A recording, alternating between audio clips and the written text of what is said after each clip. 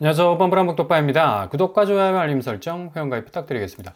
경제 전망 불확실성이 더 커졌다. 미 연준의 거의 시그널에 가까운 그런 워딩이라고 할 수가 있겠죠. 그만큼 지금 트럼프가 연준에 대해서 기준금리 인하해라.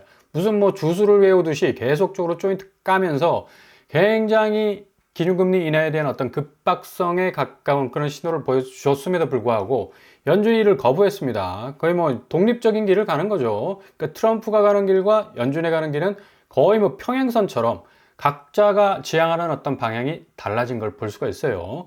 미국 연준이 3연속 기준금리를 동결하기 시작을 했습니다.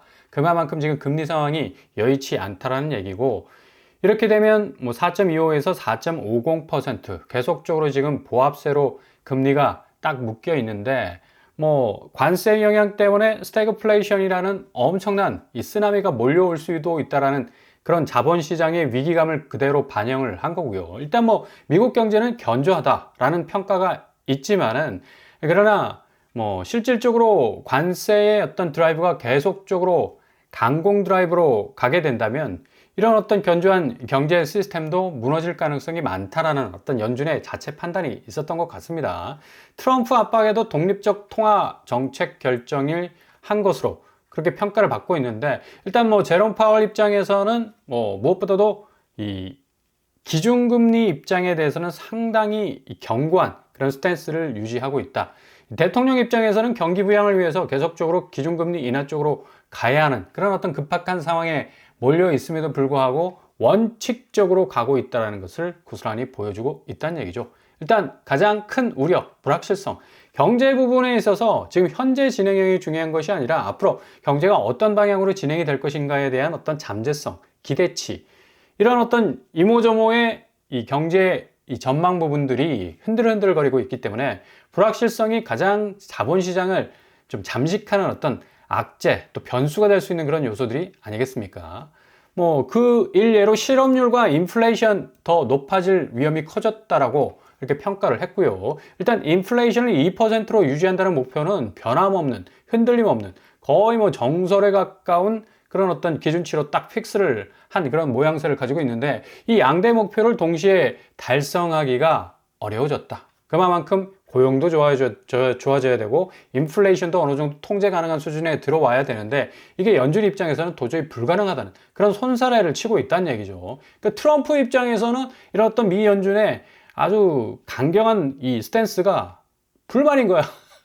지금 주식시장 관세 정책 때문에 역풍 맞고 있죠. 가상화폐 시장도 거의 비트코인 대통령이라는 그런 어떤 이 네이밍이 붙었음에도 불구하고 가상화폐가 그냥 거의 나락가지 않았습니까? 지금 조금씩 회복되고 있는데, 트럼프 입장에서는 이 두 시장을 빨리 회복을 시켜야지만 뭔가 자신의 어떤 정책을 좀 더욱더 강력하게 몰아붙일 수 있을 것 같은데, 이게 지금 금리 부분이 도와주질 않으니까 이러지도 못하고 저러지도 못하고, 관세도 조금 영화 관세나 의약품 관세 쪽으로 약간 우회하는 그런 어떤 모양새를 보여주고 있습니다. 지금 미국 금리가 동결로 딱 수순으로 가기 시작하니까 달러 인덱스가 살짝 내려가다가 다시 번쩍 그냥 산소호흡기 단 것처럼 다시 헐레벌떡 숨을 제대로 쉬기 시작하고 있는데 99.87을 지금 찍고 있습니다.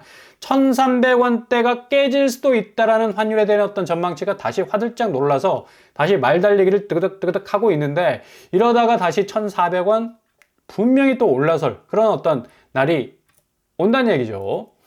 환율 25.3원 급락한 1380원에 엊그저께 출발을 했었는데 6개월 만에 최저치를 찍어서 이거 환율 자체가 상당히 정상적으로 돌아가지 않을까라는 어떤 기대감도 있었지만, 이거 중국 위안화의 어떤 동조화, 그러니까 프록시 통화라고 얘기하죠. 원화 가치는 원화 가치 자체였던 이 생산 능력이나 경쟁 가치가 별로 좀 떨어지기 때문에 무조건 위안화와 엔화의 어떤 샌드위치적인 그런 영향을 받을 수밖에 없습니다.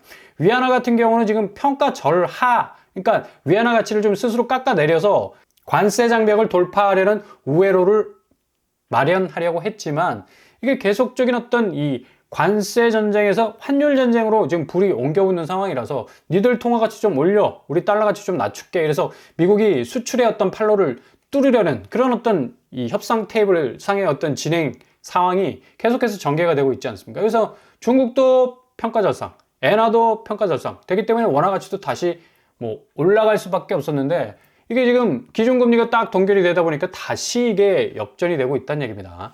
대만 달러가 지금 뭐 관세 협상 테이블에서 미국 측에서 이 대만 달러 대비 통화 가치 좀 올려라, 평가 절상에 대한 어떤 이 여러 가지 협상 테이블 안에서의 어떤 워딩들이 있었던 것 같았기 때문에 이렇게 지금 아시아 통화가 강세를 보이면서 지금 상대적으로 원화 가치가 굉장히 올라갔었는데 다시 떨어지기 시작하죠. 역시 기준금리입니다. 기준금리. 말 그 자체야.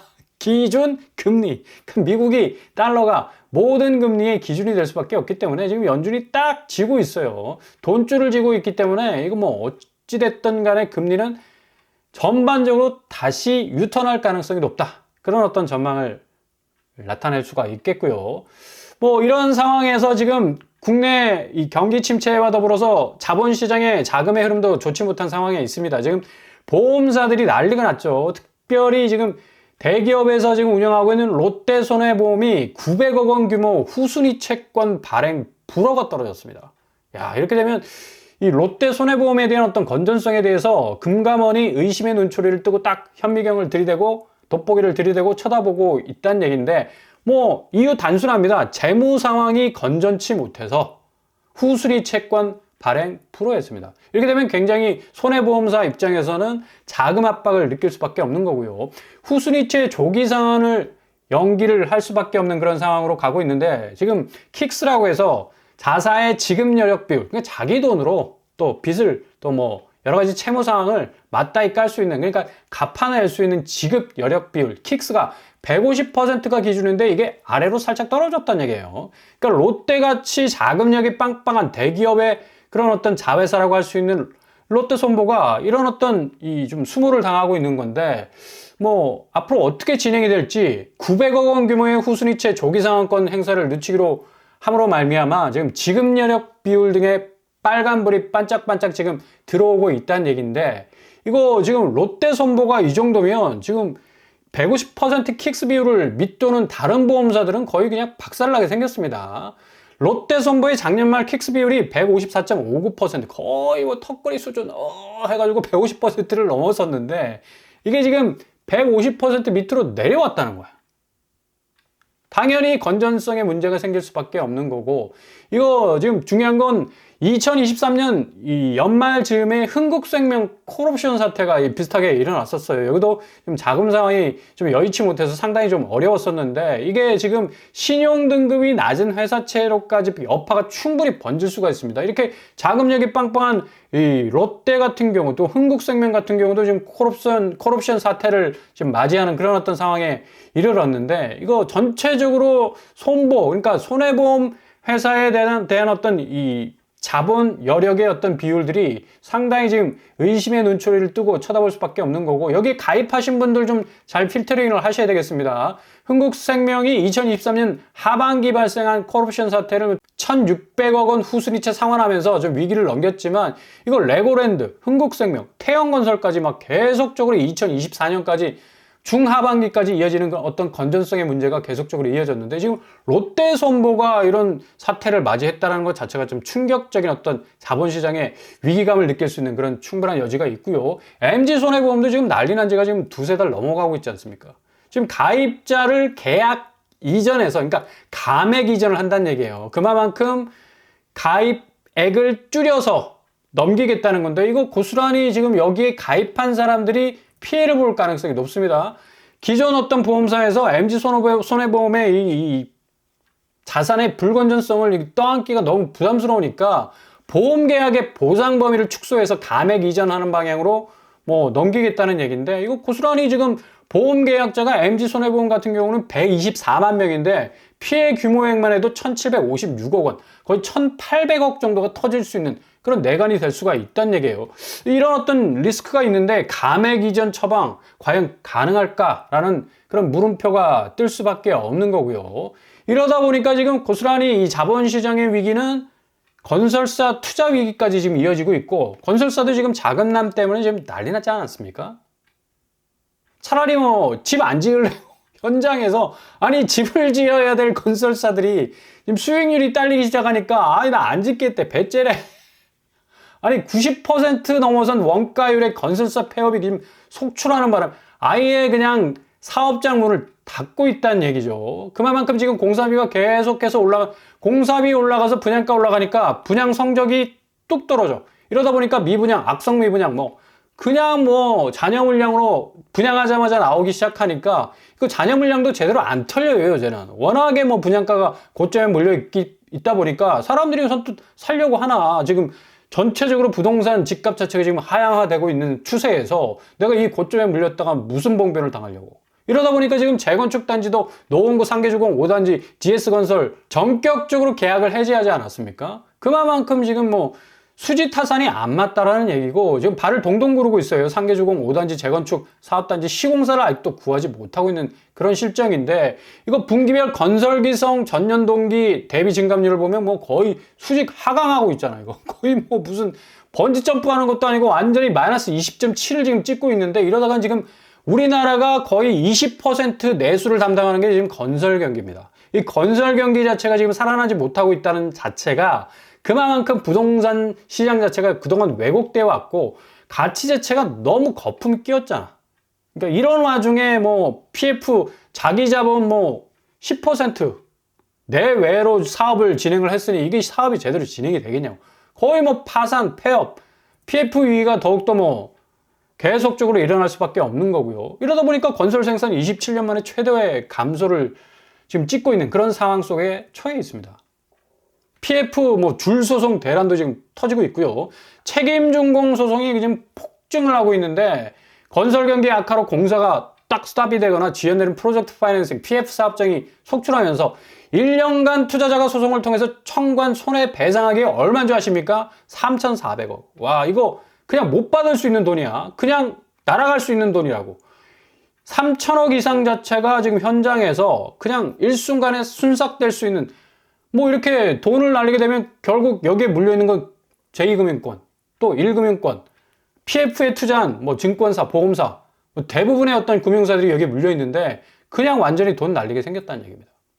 확정 판결 받아서 갚으라고 한들 아니 배짜라 돈은 또 어떻게 갚을 거야. 그냥 완전히 악성 채권이 될 수밖에 없는 거죠. 이러다 보니까 지금 이런 부동산 심리가 점차적으로 계속해서 거래시장에서도 지금 거래량 완전히 절벽으로 내려앉는 그런 어떤 모습을 보여주고 있고요. 5월달 거래량이 143건에 그칩니다.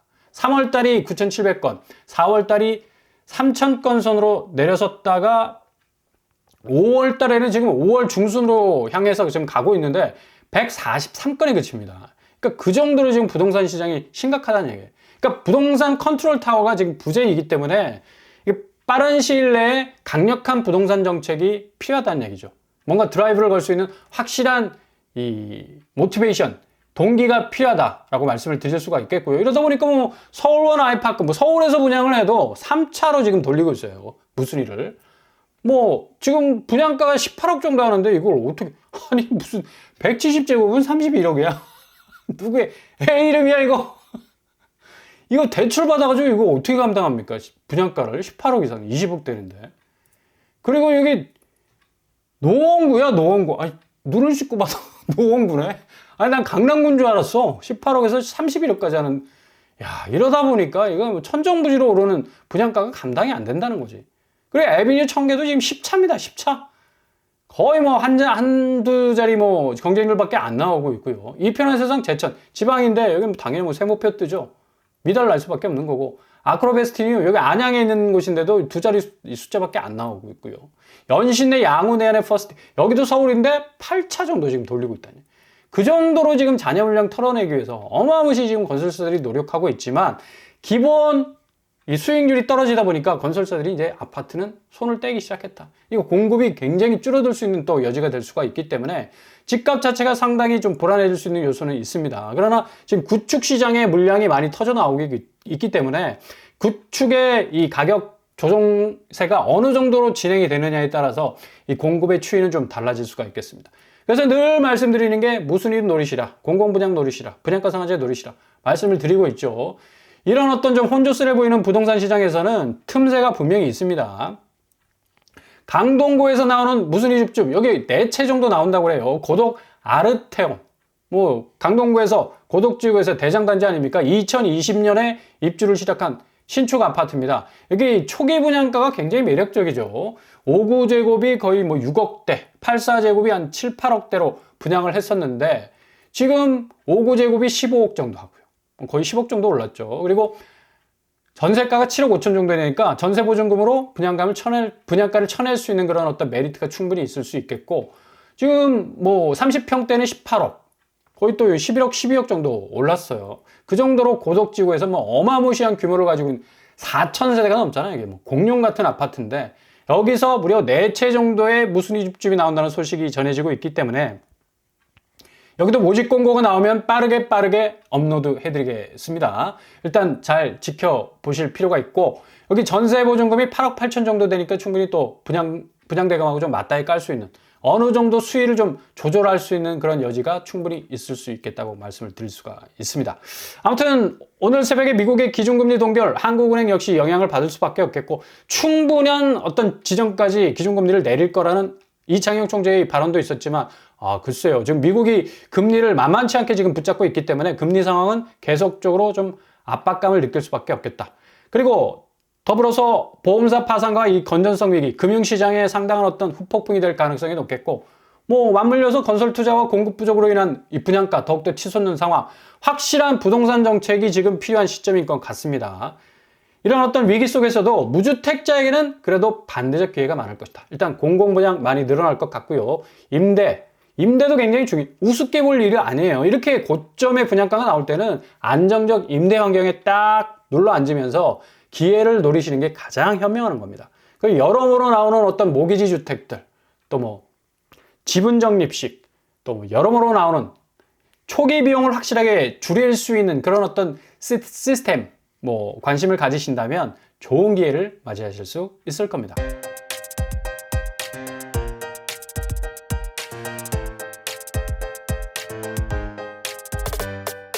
오늘의 부동산 캐릭터죠. 미국의 기준금리 동결 상당 부분 뭐 시사하는 바가 크죠. 지금 금융시장의 이 자본 회전력이 굉장히 많이 떨어져 있는 그런 상황인데, 지금 한국도 이 금리 상황이 지금 계속적으로 압박하는 상황으로 가게 된다면 대출 부분도 그렇고요. 지금 이 금융시장, 특별히 보험사의 어떤 파산과 건전성 위기는 상당히 선제적인 어떤 빨간불이 될 수가 있겠습니다. 이런 부분 잘 감안하시면서 좀 조심조심 가셔야 됩니다. 그리고 무주택자에게는 좀 오히려 반대적 기회도 많을 듯 하네요. 잘 지켜보시면서 골든타임 잡으실 수 있길 바랍니다. 오늘도 응원합니다. 항상 여러분의 길이 꽃길만 되실 수 있길 바랍니다. 자, 빵꾸랑 구독과 마치겠습니다. 구독과 좋아요 부탁드립니다. 감사합니다.